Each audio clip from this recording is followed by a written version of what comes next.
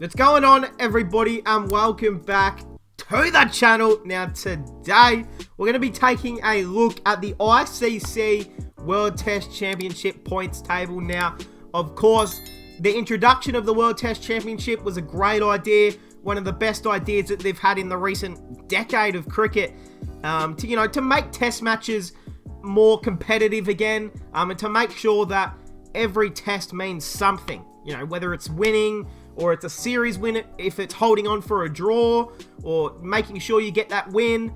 Every single match matters, and that's the most important thing about test cricket, is that every time they go out there, every team is trying to win. So that's the most important thing, firstly. But of course, we know the championship last year, New Zealand versus India. New Zealand won, but hey, we're started here in 2021. Of course, the final will be played in 2023, I think it is, at the end of that year. I don't know where that'll be. I think it'll be in India, actually, but hey. Or is it back at Lords? I have no idea. But hey, we are here, and some people have been telling me to review the table after each test match, like after the first test against England in the Ashes series. People said, review the table to see how it changes things, and that's a great idea. I'm gonna start doing that. But I thought we'd give a pre-update video before the second Ashes test starts. The second test starts in about 6 hours as I'm recording this, so I thought we'd review the table just before the second test starts between Aussie and England, and we can go through some of the things. So Sri Lanka, of course, have had that series against Bangladesh, and they've won both games. Fair enough. I mean, they sit at the top of the table. They won't be there for very long, with all due respect. Australia, of course, we've only played one game. We win that against England. Beautiful.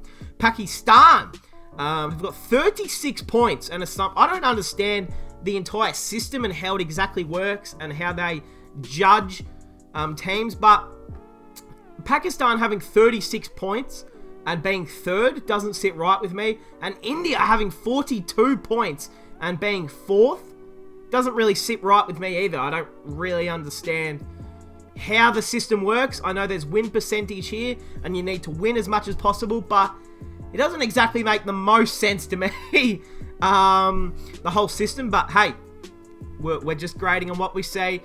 Pakistan, so look, 36 points. They've won 3 test matches, lost 1. That one was against Bangladesh, right? They've played 2 series. India in 4th, 58% win percentage, 42 points. They've had 3 wins, 1 loss, and 2 drawn. So the 2 drawn was 1 against England and 1 against the Kiwis, and the 1 loss. Did they lose a game against England? That test series feels like it was about 6 months ago. In hindsight, it was like 2.5 months ago, but I think they might have lost a test to England. Correct me if I'm wrong. Look, too many penalty overs, 2, which is, unfortunate for India, because the penalty overs, of course, take away points from your total. You don't want to be losing points. That's all I'm going to say. The Windies, they've won 1 match, lost 3. Look, no one's expecting them to do much in test cricket nowadays. New Zealand, they've played... How many have they played? So they've played 2 test matches, lost 1, drawn 1. Not a great start for the Kiwis.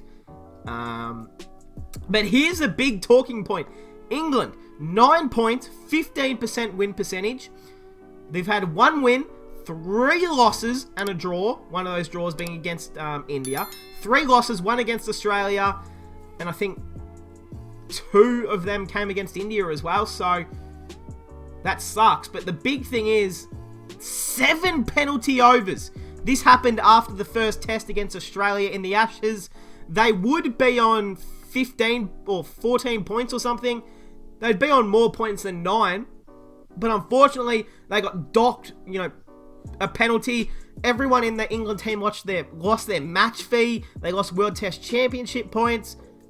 You guys know I hate England, and to see them, suffer kind of puts a smile on my face, but it was so unfair. It was so unfair how the test match ended with a day and a half to go, and they still got docked with penalty overs, which you think common sense has to come into play. when there's a day left in a test match and they still get, you know, docked for overrate. You know, there's a term for it. Penalty overrate, whatever it's goddamn called. But yeah, it's not a great start for them. I mean, it's going to be really, really hard recovering from here. They need to... If you're an England fan, firstly, apologies to you and your mental health, but, you know, I mean, England they need to win at least 2 test matches against Australia, and then their next series, I don't know who it's against, we'll check that in a second. So, while we're talking about it, let's jump over to ESPN Cricket Info, and we can have a look at the upcoming test series in cricket, just so we get an idea of what's coming up in the next few months. And, you know, we can get a good look at what the World Test Championship table might look like in a few months. So, the Ashes, of course, is going on. We lead 1-0. The Freedom Trophy, which starts very, very soon. India, of course, touring South Africa. Should be a really, really good series. Bangladesh and New Zealand Test Series. Jan 27. I mean, that's going to be big. Bangladesh on the road. I think New Zealand, I mean, they'd be hoping to win every match possible. I don't know how many games is in it, but yeah. South Africa and New Zealand, again, the Kiwis would be hoping they can clean sweep both. Sri Lanka and India, if you're India, you'd expect that they win every single test match there. Australia and Pakistan series, now, of course, you know, who knows if that'll go ahead. But currently, it's called as it's going ahead. It's going ahead. Alright, it hasn't been cancelled, so as far as we know, it'll happen. That'll be a big series. That'll be one of the most watched series, I think, in the world. That'll be a series that you just won't take your eyes off. Australia in Pakistan.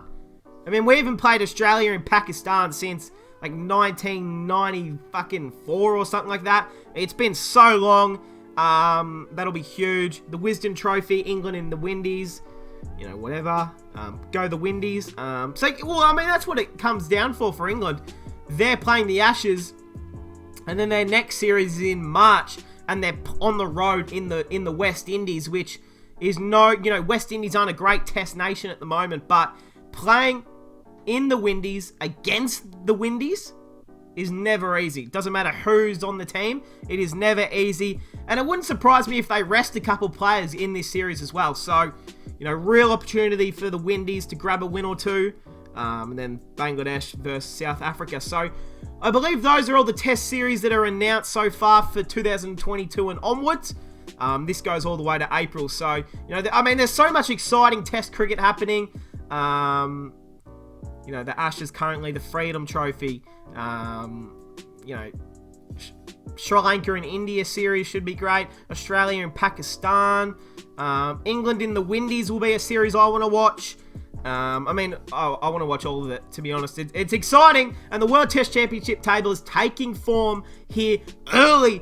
Well, not early, late 2021, coming into 2022. So, hey, that is going to cap it off, guys. Hopefully, Australia can win the second Ashes test and we can just go up again. I think we'd go to number 1 after that, right? Maybe, I don't know. But hey, that's going to cap it off, guys. I hope you guys enjoyed, and I'll see you guys in the next one.